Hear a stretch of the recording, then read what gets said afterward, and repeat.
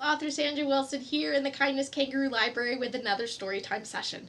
Today's session is about This Old House by Trina Version. And it's kind of a fun little story when you're moving. It gives you a little bit of encouragement of getting to like where you're moving to, because sometimes that can be a hard thing to do when you're changing into a different house, a different room, a different neighborhood.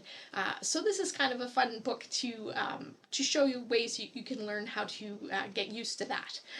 As always, underneath in the description there'll be a link to where you can get a copy of the book yourself, and at the end there'll be a creative writing prompt for you to tell your own story. All right, everybody, This Old House. Hi, my name is Jilly Bean, and I love my big old house.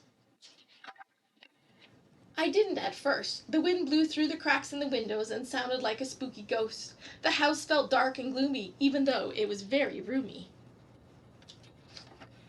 We moved from a little apartment to this rickety, rambling house. It needed a lot of work, and my dad was sure he could do it.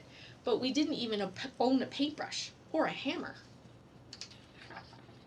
Mom wanted a huge vegetable garden. The garden had more weeds than peas, and the rabbits and groundhogs were faster than the mother. We had no vegetables all summer. The shed was full of junk, old furniture, and bits and bobs of tin. My dad would scratch his head and say, "I just don't know where to begin." He bought lots and lots on how to do this and how to do that books. When the kitchen sink sprung a leak, my dad said, "I can fix it."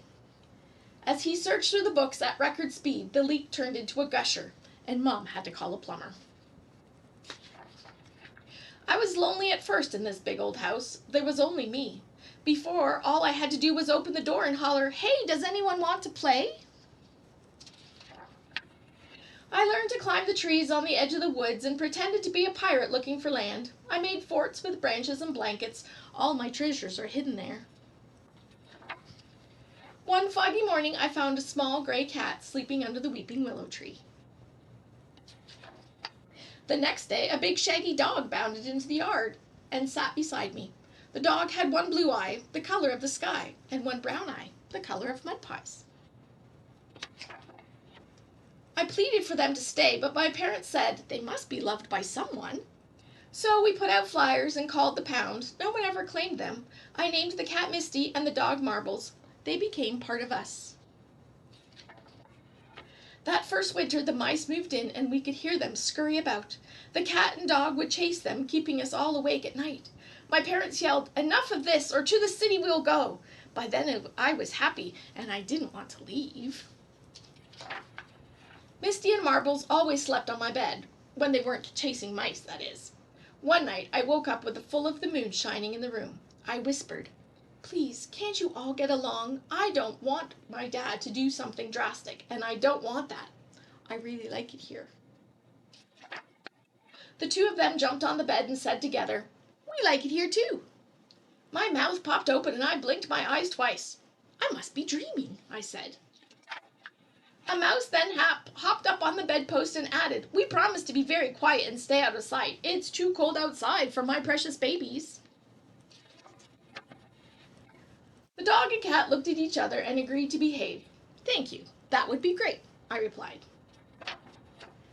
The dog and cat said goodnight and curled up to sleep. The mouse scurried away under the door, never to be seen again. I snuggled deep under the covers and fell fast asleep.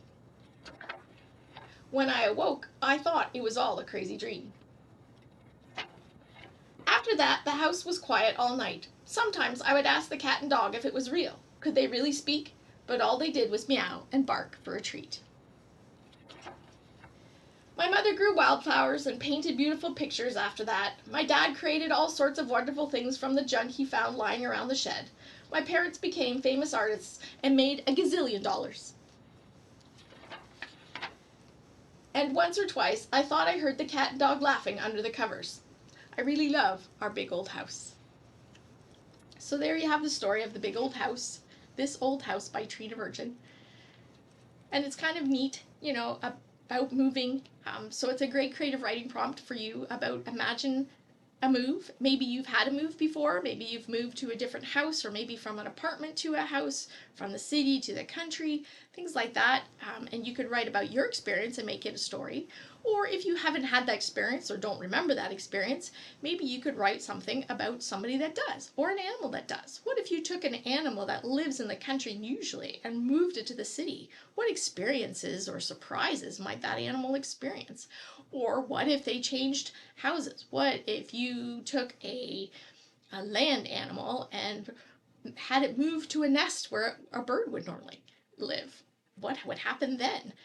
What would a land animal do way up in a tree in a nest? So there's lots of different ideas of how you could have moving to a new home as part of a fun story. So I hope you enjoy writing a story, and I hope you get a copy of This Old House of your own. Make sure to check the description to see where you can do that.